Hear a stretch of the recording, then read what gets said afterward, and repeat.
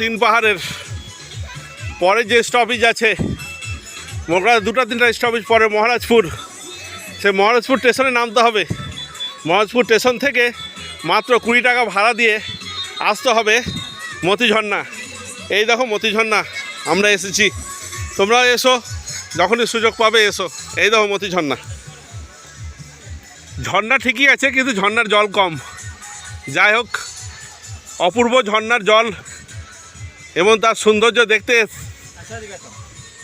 ইচ্ছা থাকলে জুলাই মাসের শেষের দিকে আসতে হবে। এক কথা, বর্ষার পরে প্রচণ্ড গর্জন থাকবে এবং প্রচণ্ড জল থাকবে।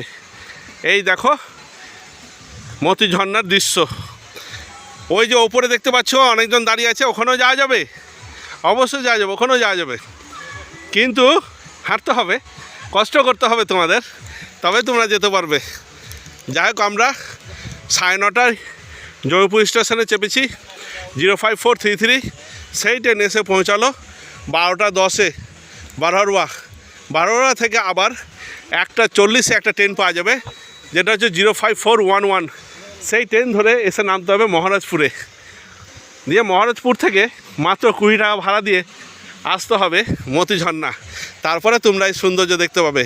এখন যা দেখছো সেটা আমার মোবাইলেই দেখে নাও, পরে তোমরা অবশ্যই চেষ্টা করবে আসার। তাহলে চলো যাই, দেখি মতিঝর্ণা একবারে কাছ থেকে হাতে ছুঁয়ে দেখি কেমন লাগে। চলো যাই।